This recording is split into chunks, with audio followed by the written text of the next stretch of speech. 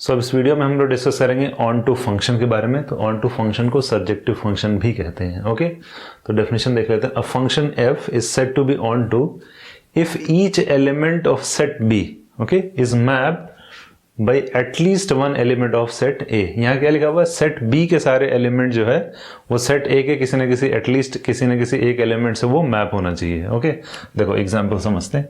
ये आपका क्या है, सेट ए। लेट्स सपोज इसमें एलिमेंट है 1 2 3 एंड 4। ये सेट ए है और सेट बी यहाँ है। इसमें लेट्स सपोज एलिमेंट हैं ए बी सी। तो सेट बी के सारे एलिमेंट सेट ए के एटलीस्ट किसी न किसी एक एलिमेंट से मैप होना चाहिए। चलो इसकी मैपिंग करा दिए, 1 को ए से, 2 को बी से और 3 को सी से करा दिए। ओके, तो बी के सारे एलिमेंट जो है ए के किसी न किसी एक एलिमेंट से मैप हो गए। लेकिन फंक्शन की डेफिनेशन के अकॉर्डिंग ये आपका फंक्शन नहीं है। ए के सारे एलिमेंट जो है, ठीक है, यहाँ कोई भी आपका खाली नहीं होनी चाहिए। तो इसका मतलब क्या हुआ, हमने इसको इससे मैप करा दिया। देखो फंक्शन की डेफिनेशन में हम ऑलरेडी डिस्कस कर चुके हैं कब फंक्शन होगा कब नहीं होगा। ओके, तो कहने का मतलब ये है कि ए के सारे एलिमेंट, ए का कोई एलिमेंट अगर छूट गया तो इसका मतलब वो तो फंक्शन ही नहीं है। लेकिन ऑन टू बनाने के लिए क्राइटेरिया क्या है, बी का कोई भी एलिमेंट जो है छूटना नहीं चाहिए। खैर इस जो है टॉपिक को आगे समझने के लिए हम दो टर्म यहाँ समझेंगे। एक है आपका इमेज क्या होता है और दूसरा क्या होता है प्री इमेज। ओके, ये दो टर्म समझ लेते हैं तो और डेफिनेशन इजी हो जाएगी। देखो इमेज का मतलब ये है कि अगर हमें 1 का इमेज कैलकुलेट करना है तो वो क्या हो जाएगा ए, यानी 1 का अगर हम इमेज कैलकुलेट करेंगे तो वो क्या हो जाएगा ए। अगर ए का हमें प्री इमेज कैलकुलेट करना है, ए का अगर हमें प्री इमेज कैलकुलेट करना है वो क्या हो जाएगा 1। तो अब देखो इसका क्या मतलब है, एक ही एग्जाम्पल समझते हैं। ये सेट ए है और ये हमने फंक्शन जो लिखा है वो क्या है, फंक्शन लेट्स ये लिख लेते हैं, function from A to B. ठीक, ऐसा नहीं है कि ये बी टू ए है। अगर हम यहाँ मैपिंग सेट बी से ए की कर रहे हैं, इसका ये मतलब नहीं कि ये जो है आपका बी इधर ए इधर आ जाएगा, ऐसा नहीं है। फंक्शन वही है जो सेम एज इट इज जो हम लोग डिस्कस करते आ रहे हैं। तो अब क्या है यहाँ इमेज का मतलब क्या, अगर 1 का इमेज कैलकुलेट करेंगे ए होगा, 2 का क्या होगा बी, 3 का क्या होगा सी, 4 का क्या होगा सी। ये अगर प्री इमेज कैलकुलेट करना, ए का क्या हो जाएगा 1, बी का क्या हो जाएगा 2, सी का क्या हो जाएगा 3 एंड 4।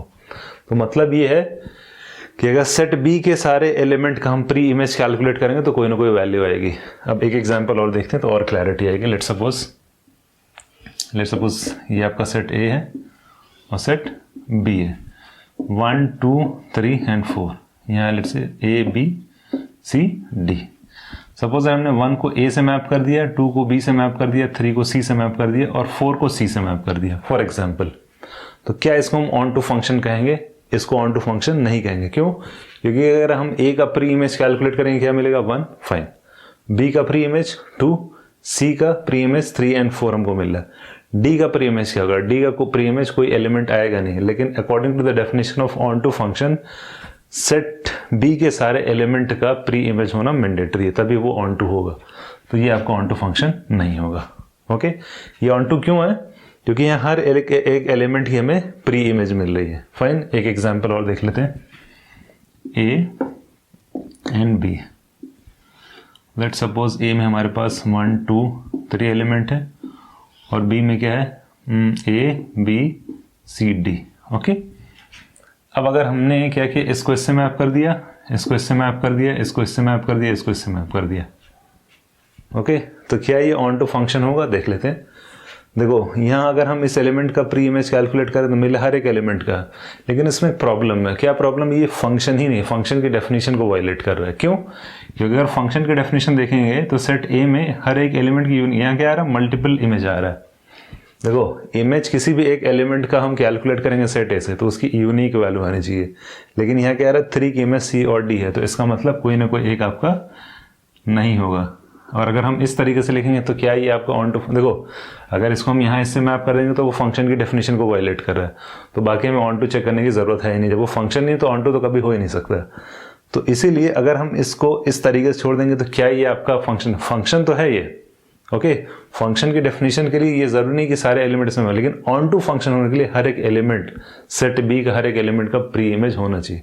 तो इससे एक बात ये पता चल सकती है कि क्राइटेरिया फॉर एग्जांपल कि अगर कोई एक यहाँ एफ लिख लेते हैं, ऑन टू, अगर कोई एक आपका सेट ए सेट बी दिया हुआ उसको ऑन टू होने के लिए मिनिमम नंबर ऑफ एलिमेंट ए में बी से ज्यादा या उससे इक्वल होना चाहिए। ये मैंडेटरी होगा। अगर वो फंक्शन ऑन टू होगा तो ये क्राइटेरिया फुलफिल होगा। मतलब ऐसा ज़रूरी नहीं कि ये कंडीशन अगर आपकी फुलफिल हो रही तो वो ऑन टू होगा ही। मतलब क्या हुआ, एक एग्जांपल और देख लेते हैं। इसका क्या मतलब है, इसको कहते हैं necessary condition but not sufficient. अगर सेट ए है और ये सेट बी है, ओके, लेट्स सपोज इसमें 1 2 3 एंड 4 यहाँ एलिमेंट है और यहाँ सिर्फ 2 ही एलिमेंट है। तो अगर इस क्राइटेरिया के हिसाब से देखें तो ये फुलफिल कर रहा है, तो इसका मतलब इसको ऑन टू होना चाहिए, पर ऐसा है नहीं। अगर मान लो हमने सबको इसी से मैप कर दिया तो ये फंक्शन की डेफिनेशन के अकॉर्डिंग तो ये करेक्ट है, लेकिन क्या इसको हम ऑन टू कहेंगे, ये आपको ऑन टू नहीं हो। तो इसका मतलब ये है कि number of element in set A is always greater than equal to number of element in B.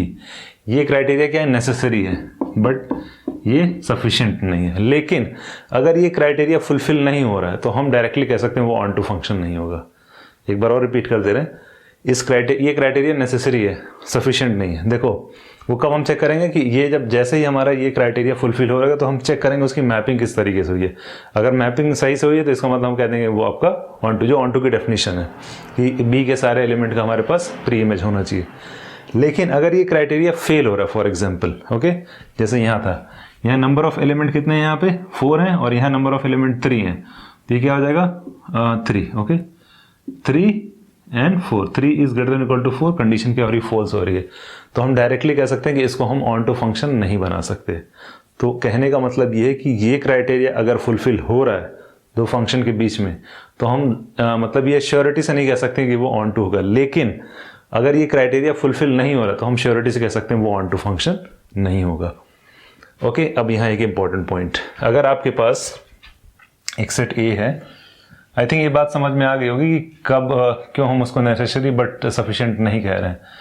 उसके लिए ये एग्जांपल सही है कि ए इज, देखो यहाँ नंबर ऑफ ए कितना है आपका 4 है, यहाँ क्या है 2 है, ओके, तो क्राइटेरिया तो फुलफिल हो रहा है उसके अकॉर्डिंग, लेकिन फिर भी ऑन टू फंक्शन नहीं है, तो इसलिए वो नेसेसरी कंडीशन है।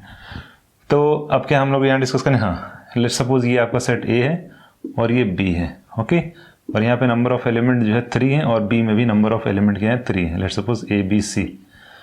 यहाँ क्राइटेरिया क्या है, number of element in A which is equals to number of element in B, fine. और ये आपके पास एक जो है डिटेल इस पर्टिकुलर सेगमेंट में एक डिटेल दी हुई है कि भाई पहला क्राइटेरिया है, दूसरा है किसी ने कह दिया कि ये 1 to 1 है, ओके, 1 to 1 का मतलब इसका इससे मैपिंग होगी, इसकी इससे मैपिंग होगी, इसकी किसी ऑर्डर में मैप कर सकते हैं। तो अगर आपको ये दो इन्फॉर्मेशन दी है कि number of element in set A and number of element in set B both are equal, plus अगर वो 1-1 फंक्शन है यानी 1 to 1 फंक्शन है, ये पक्का न पक्का ऑन टू फंक्शन होगा, फाइन। दूसरा क्राइटेरिया यही सेम चीज इधर लिख, अगर पहला क्राइटेरिया है कि number of element in A which is equal to number of element in B, and दूसरा क्राइटेरिया ये है कि आपका ऑन टू है, ओके, देख लो यही सेम एग्जाम्पल। अगर आपका वो ऑन टू है, लेट सपोज यही सेम एग्जाम्पल ले 1 2 3, इधर ले लिए ए बी सी, ओके, ये ए है और ये बी है, तो इसकी इससे मैपिंग करा दी, इसकी लेट सपोज इससे करा दी, इसकी इससे करा दी, तो ये क्या हो जाएगा 1 to 1, 1 to 1। मतलब ये हुआ कि अगर आप जो है सेट दिया हुआ ए एंड बी, उसमें नंबर ऑफ एलिमेंट दोनों सेम है और साथ ही साथ वो 1 to 1 फंक्शन है तो वो ऑन टू होगा, और दूसरा है नंबर ऑफ एलिमेंट अगर सेम है दोनों सेट में और ये ऑन टू है तो वो 1 to 1 हो जाएगा।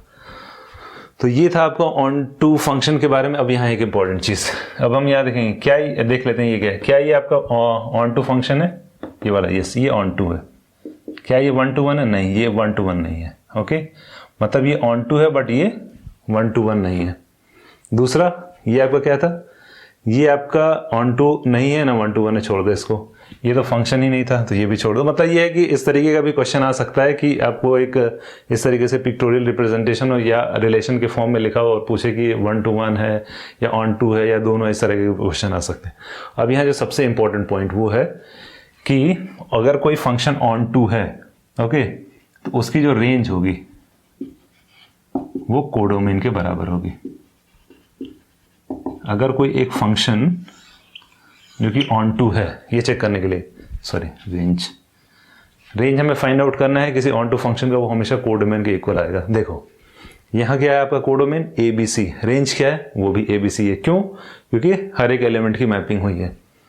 अब इधर देखते हैं, तो ये तो आपका छोड़ दो, ये है ही नहीं, इधर भी नहीं है, ये भी आपका क्या है सारे एलिमेंट से मैपिंग हुई है सेट बी के, इसलिए रेंज क्या हो जाएगा, कोडोमेन के इक्वल है। यहाँ भी क्या है आपका, रेंज और कोडोमेन दोनों इक्वल हैं। तो इसका मतलब अगर कोई भी फंक्शन आपको ऑन टू है तो उसका जो रेंज होगा वो कोडोमेन के इक्वल होगा। अब इसमें एक टर्म और आता है, एक फंक्शन और आता है, इनटू फंक्शन। यहाँ लिख देते हैं इनटू फंक्शन।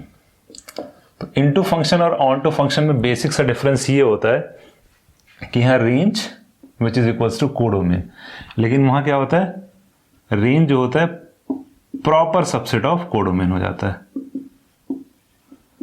बाकी और कोई डिफरेंस नहीं है।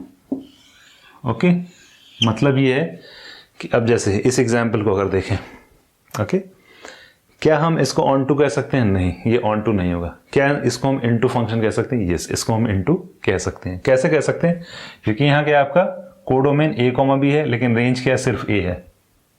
ओके, तो बस ये एक एक्स्ट्रा पॉइंट था कि मतलब अगर किसी ने आपसे पूछ लिया कि इनटू फंक्शन क्या होता है, तो इनटू फंक्शन क्या होता है, सिंपली यहाँ range which is equals to codomain का मतलब onto function, into function जो हो, अगर कोई भी एक फंक्शन आपका गिवन है वो इनटू है तो उसकी रेंज हमेशा कोडोमेन की प्रॉपर सबसेट होगी। सबसेट की बात नहीं कर रहे हैं, ये प्रॉपर सबसेट होगी। इसका मतलब ये है कि कोई ना कोई एक एलिमेंट, एटलीस्ट एक एलिमेंट जो है वो आपका लेफ्ट आउट होना चाहिए सेट बी में। तो ये था बेसिक डेफिनेशन की ऑन टू फंक्शन या सर्जेक्टिव क्या होता है और इनटू फंक्शन क्या होता है। अब हम लोग कुछ एग्जाम्पल डिस्कस कर लेते हैं। सो अब देखते हैं ये एग्जाम्पल और हम ये चेक करते हैं कि ये आपका ऑन टू फंक्शन है कि नहीं। तो ऑन टू की डेफिनेशन क्या है बेसिकली, कि ये जो आपका सेट गिवन है ये क्या है, set of all real number. ये आपका डोमेन है और ये कोडोमेन है। तो यहाँ डोमेन और कोडोमेन दोनों क्या है, सेम है। इसके बीच में हम क्या कर रहे हैं, फंक्शन लिख रहे हैं। तो यहाँ जो आपका दिया हुआ एफ ऑफ एक्स जो फंक्शन है विच इज इक्वल्स टू 2x + 1, तो इसको हम एज्यूम कर लेते हैं y is equals to 2x + 1। तो यहाँ पे क्या है, ये y का मतलब क्या है, जो सेट b से, मतलब ये a था और ये b था, अभी जो हम लोग डिस्कस करते हैं। तो यहाँ हम बात कर रहे हैं y का मतलब ये कोडोमेन का एलिमेंट है, x जो है वो आपका डोमेन का एलिमेंट है। तो हमें क्या करना है, हमारे पास कोडोमेन्स यहाँ गिवन है, वो क्या, set of all real number, और हमें चेक करना है कि क्या हर एक एलिमेंट से इसकी मतलब ये है कि मैपिंग हो जाएगी और इसमें कोई भी एलिमेंट आपको छूटना नहीं चाहिए। यही होता है ऑन टू फंक्शन। तो यहाँ से क्या करेंगे, x की वैल्यू ले लेंगे। x क्या आ जाएगा, y - 1 / 2। तो इसका मतलब हर एक y के लिए x का होना जरूरी है। देखो ये क्या आपका y है, y का मतलब सारे एलिमेंट जो हम उसको y से डिनोट करें, और ये क्या आपका, तो y क्या है, ये एलिमेंट है, और ये x क्या है, उसका प्री इमेज। जो अभी हम लोगों ने प्री इमेज और जो इमेज डिस्कस किया है, तो y आपका एलिमेंट है सेट b का, जो कि set of all real number है, और x क्या है, हर एक इंडिविजुअल एलिमेंट का प्री इमेज। तो अब यहाँ हम कोई भी वैल्यू अगर हम देंगे y यानी इस सेट से, यहाँ क्या, set of all real number, infinite number होंगे, तो यहाँ कोई भी अगर आप रियल नंबर दोगे तो x भी क्या होगा, रियल नंबर ही मिलेगा। तो हम इसकी इससे मैपिंग करेंगे। फॉर एग्जाम्पल x की कोई वैल्यू ले लो, y की कोई भी वैल्यू ले लो। लेट सपोज ये क्या है आपका रियल नंबर, ओके, -1 / 2। तो अगर कोई भी हम रियल नंबर लिखेंगे तो real number -1 which is equals to real number, okay, ये भी रियल नंबर आएगा, real number / 2 which is equals to real number. तो x भी क्या आ जाएगा, रियल नंबर ही आएगा। ओके, तो इस तरीके से अगर स्टेप फॉलो करेंगे तो एट द एंड x भी, कोई भी आप यहाँ रियल नंबर लो, ओके, 1 2 3 1.5 या 1.6 कोई भी नंबर लो, उसको जब हम यहाँ सब्स्टिट्यूट करेंगे तो यहाँ y क्या है आपका सेट b का एलिमेंट है, और x क्या है उसके करस्पॉन्डिंग उसका प्री इमेज। तो क्या होगा, इससे मैपिंग हो जाएगी सबकी, और इसमें कोई भी एलिमेंट, इस सेट में से कोई भी एलिमेंट आपका छूटेगा नहीं। तो इसका मतलब f of x which is equals to 2x + 1, जहाँ आपका डोमेन रियल नंबर है और कोडोमेन क्या है, रियल नंबर, ये क्या होगा, ऑन टू फंक्शन। अब एक एग्जाम्पल, सेम एग्जाम्पल देखते हैं, एफ ऑफ एक्स, और हम क्या करते हैं, कोडोमेन और डोमेन चेंज कर देते हैं। 2x + 1, अब हमने क्या कर दिया, इसकी मैपिंग कर दी नेचुरल नंबर से रियल नंबर। तो अब यहाँ देखो डोमेन क्या है, नेचुरल नंबर, कोडोमेन क्या हो गया आपका, रियल नंबर।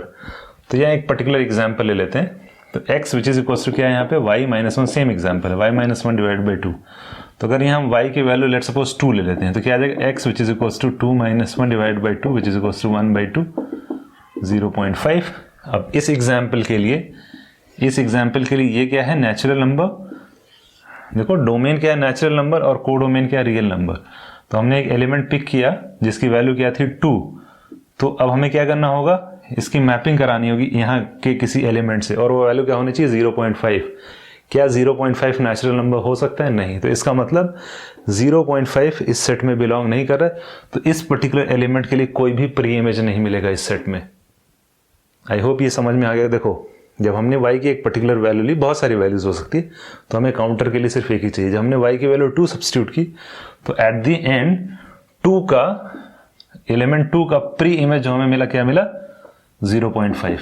तो इसका मतलब 0.5 इस सेट से बिलोंग करना चाहिए। अगर बिलोंग कर रहा होगा तो हम कह सकते थे अच्छा कि ये क्या आपका क्या होगा, ऑन टू होगा। लेकिन हमें क्या मिला? 0.5 इस सेट से बिलोंग नहीं किया, क्योंकि ये नेचुरल नंबर नहीं है 0.5।